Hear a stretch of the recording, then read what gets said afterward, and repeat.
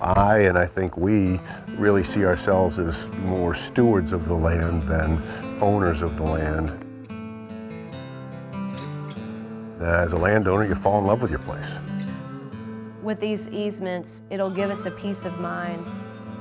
And this is a way to ensure that the legacy that was handed down to us is maintained and is passed down to future generations.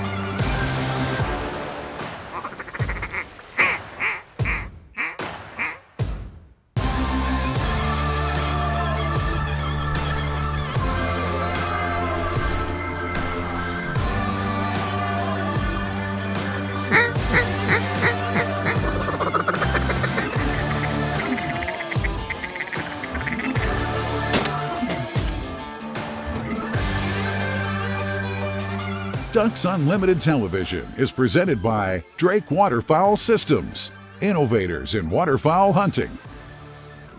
Thanks for tuning in to Ducks Unlimited TV. I'm Ashley Ward. Throughout the 82-year history of Ducks Unlimited, a mainstay has been incredible leadership.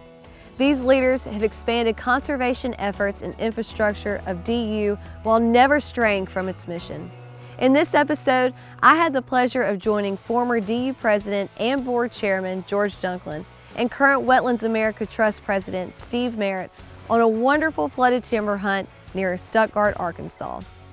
Then the show travels a short distance to the northeast to join co-host Doug Larson and his son Riley for a hunt in McCrory, Arkansas with Ducks Unlimited Regional Director Charlie Lowry. All coming up next on DU TV.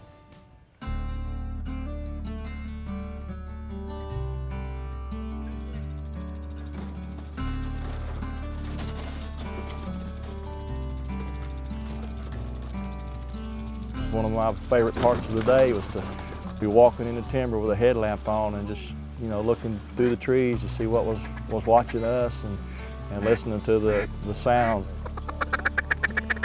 as things come to life there before the sun comes up.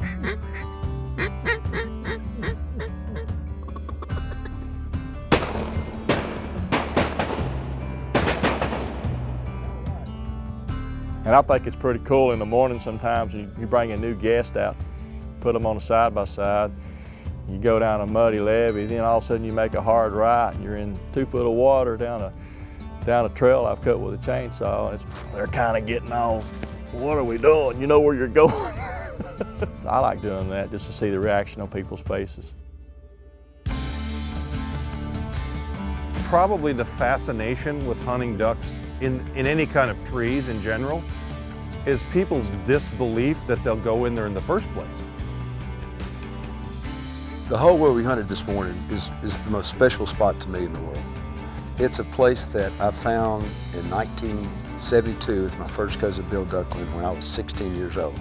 We went off in our 4-wheel-drive Blazer and went exploring, and must have been a big acre crop that year. Must have had some cold weather, because when we got out of our truck, put our red ball waders on and started walking in the woods, all of a sudden we just saw green heads just swimming all through the woods. It's so important that if we don't see that protected, it will go away one day. WAT, Wetlands America Trust, is the land trust for Ducks Unlimited. So our official duties are to hold the easements that DU either buys or gets donated or puts on land that we own. We spend a lot of our time and effort identifying high priority duck production areas. Those easements are where landowners want to permanently protect the land for the benefit of some conservation objective. The landowner retains ownership of the land but forgoes future development rights. The value of that is that, for generations to come, we're working to protect the critical habitats for ducks. And this weekend really kind of opened my eyes. Not only was I was able to hear more about it, but I was also able to be around these guys that really put their mission and their goals to work. Ducks Unlimited Television is presented by Drake Waterfowl Systems, innovators in waterfowl hunting. Mossy Oak Shadow Grass Blades, the official camo of Ducks Unlimited. Browning Firearms, the best there is. And by Ducks Unlimited's Ducks Expo at Texas Motor Speedway, celebrating everything outdoors.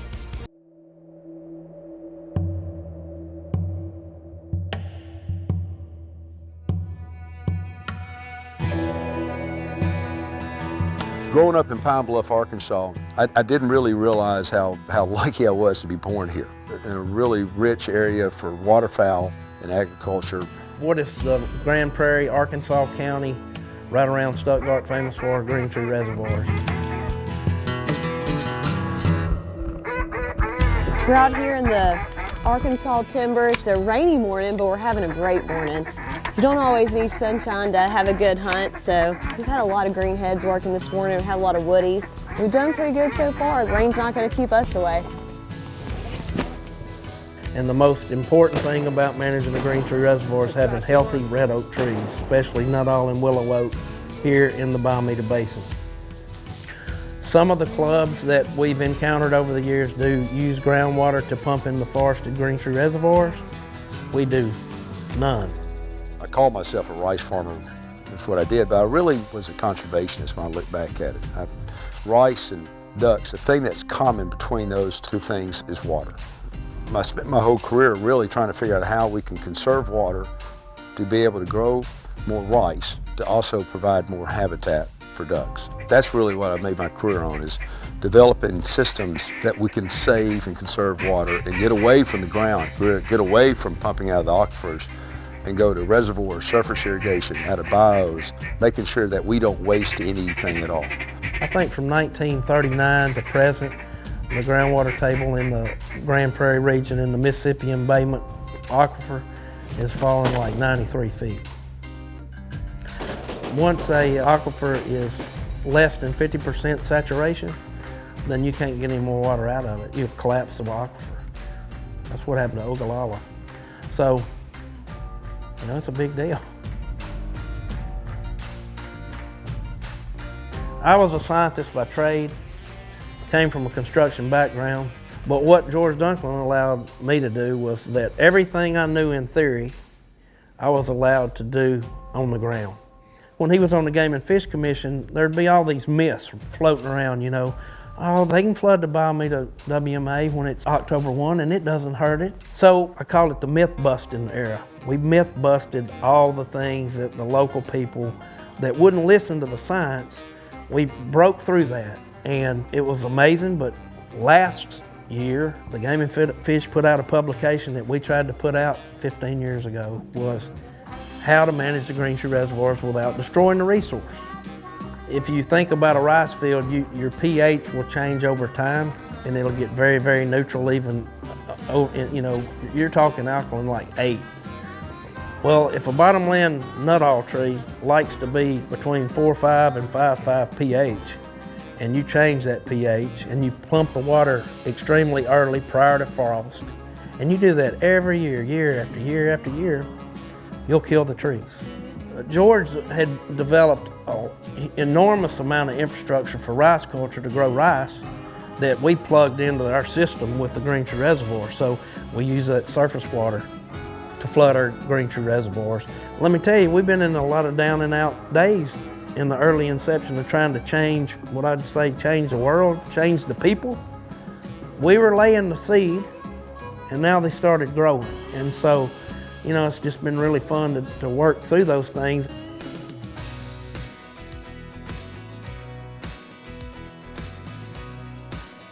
Flooded hardwood timber in the floodplains of southern rivers is a magnet for ducks, especially greenheads. Because of that, many hunters consider the flooded woods of Arkansas to be the holy grail of waterfowling.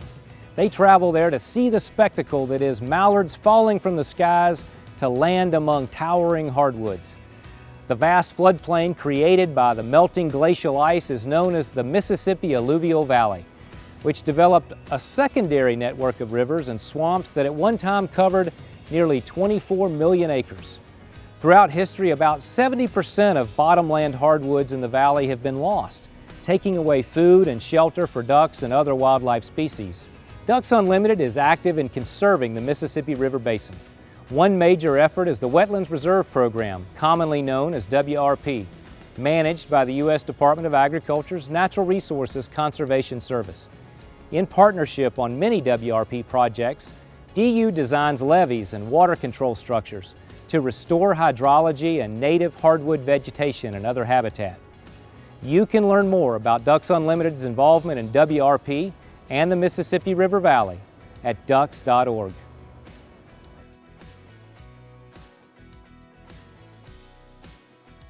DU Insights is brought to you by Mossy Oak Properties. Find your favorite place at mossyoakproperties.com. DU TV is powered by Browning Ammunition, the best there is. Mossy Oak Properties, America's land specialist. Purina Pro Plan, nutrition that performs. And Plano Synergy and Zinc Calls, a champion in every call. I got the great pleasure to hunt with Steve Maritz and George Dunklin and John Thompson. And so Dale told me that you're the chairman of Microsoft. Yes, I am. That's a... Someone's got to do it. I mean, you know, I do computers on the weekdays.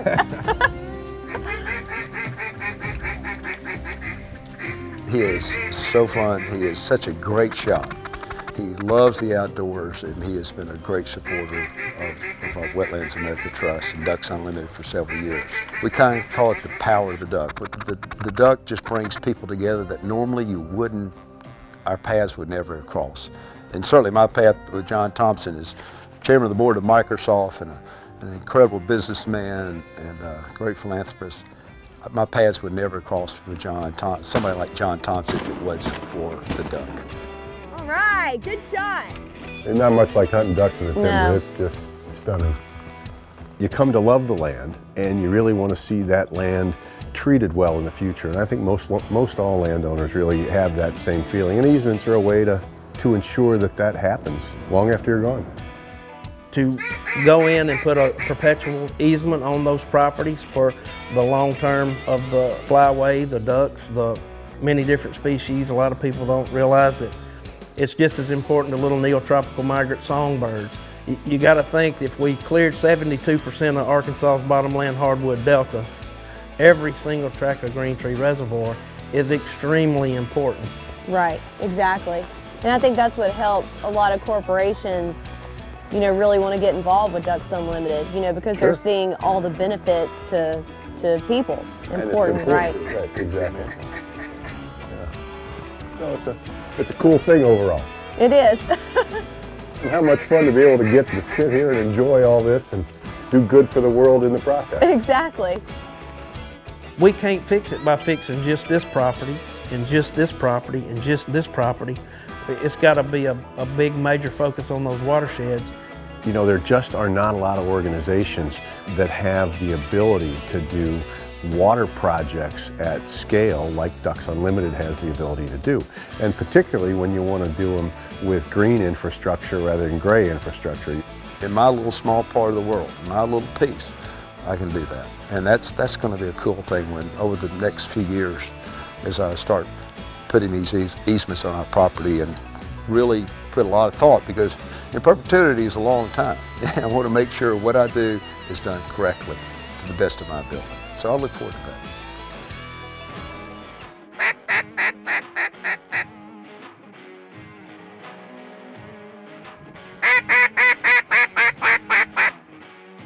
All right, let's talk about the scenario of late season duck calling. And it doesn't matter if you're in Arkansas, like this hunt here on DUTV is, or you're up north and it's late in the year, maybe even November, late November, December. Remember, you're hunting late season ducks, stale ducks to your area. So the time of year doesn't matter, it's just a matter of it's at the end of your season.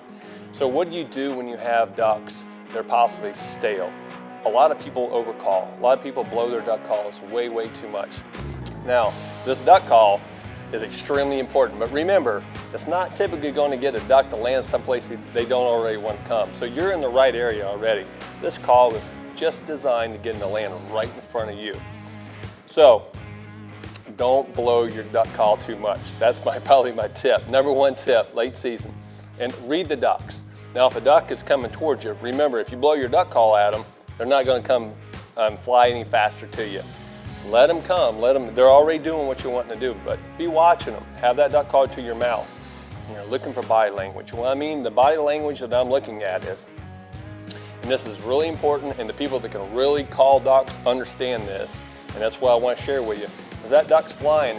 If they're coming back past you left to right or right to left, and they're not making any movement, bobbing, indecisiveness, you don't want to blow your duck call. But as soon as they're flying like this, as soon as they wiggle, look down at your decoys or whatever, you have that duck call to your mouth. As soon as they do that, you just hit them with a little lick like that, and boom, they'll pitch right into you. Another thing is, instead of doing the hen calls, like a hen greeting or a comeback call, when those ducks are circling, as they start to go away, and you want to kind of give them a comeback call, instead of hitting them hard like a typical comeback call, instead of doing that, you're real quiet as the ducks start to go away. And you do a little feed. As they start to go away, you just get more aggressive with that feed.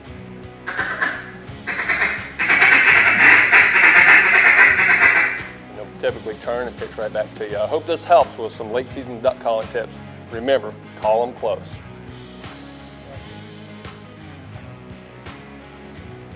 Duck Talk with Fred Zink, powered by Plano Synergy and Zink Calls, a champion in every call.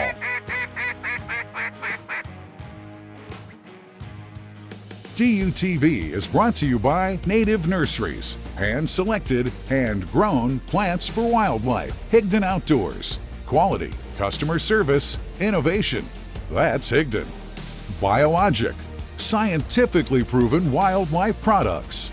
Closed captioning for Ducks Unlimited Television is brought to you by Mossy Oak Bottomland, the official timber pattern of Ducks Unlimited. It was really fun on this trip to be able to have my son Riley with me. It was sort of like take your child to work weekend. Our first hunting morning, we got into absolutely a beautiful duck hole, and the kind of duck hole that I would think a painter would use as a backdrop. Big mature cypress trees in the background, smaller ones in the foreground, a lot of moist soil type plants in the water. You could see a lot of duckweed, and I think they'd flown some rice in, so there's plenty of duck food in there. Just a beautiful setting. The kind of situation we'd be right in, with the ducks, had we had the ducks here. And which brings me to a whole nother point. I think if you hunted in the 2018, 2019 duck season anywhere south of probably Des Moines, you had a tough year. That's just the way the cookie crumbled this year, unfortunately, and that's the way things were while we were here. And it comes to a point where it's not about killing ducks. It's, it used to be. I've kind of moved away from that. I like to shoot ducks, don't get me wrong.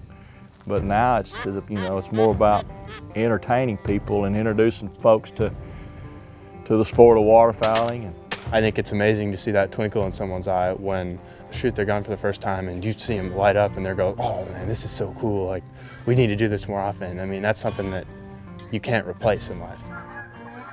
Oh.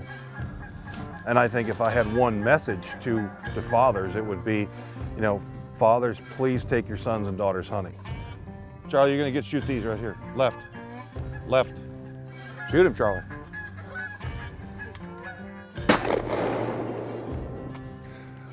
Yeah, okay, is that like the weirdest thing? He's pushing him like a tugboat. Next we're gonna shoot a scoter. I am shocked that you had a Canada call around your neck. I'm 800 miles away from my closest Canada call. And understand that it's more important to take them hunting to teach them about things other than hunting than it is to teach them about killing ducks. Gaining from his experience has been twofold. Not only have I learned to be a sort of better hunter, he's taught me to be a better writer as well. 90% of a hunting trip is, where the windshield washer fluid goes, how to cook at a duck camp, how to split firewood, all those sorts of things that I think it's important for fathers to teach children. And they're lessons that need to be taught just outside of youth waterfowl days. I think that's one very disappointing part of what we've done with waterfowling is make youth days so people have felt like only youth should go on those special days. These kids should be in duck camps from the time they can hang out with the adults and can enjoy the hunting and can tolerate the cold. And I feel really strongly about that, and I love to see, wherever I go, to see fathers and sons and fathers and daughters enjoying this experience. When I was an Arkansas Game and Fish Commissioner from 2005 through 2012, they had the opportunity to oversee the state public lands in Arkansas. 500,000 acres of public property that men and women, any time of the year almost, can walk on and enjoy the outdoors. And the one thing I realize that I've learned to really appreciate the value of the public hunter. We've got to have the support of the public. We've got to find places the public can have to hunt where it's economic, it's easy for them to get to, and the quality is excellent. Ducks Unlimited would like to thank all of our leaders at every level. Without you guiding our efforts, DU could never accomplish its goals for conservation and habitat management. And a special thanks to all the volunteers. Your selfless dedication to the DU mission makes anything possible. Thanks for watching and for backing waterfowl conservation through your support for Ducks Unlimited. Please visit us anytime at ducks.org and see you next time on DU TV.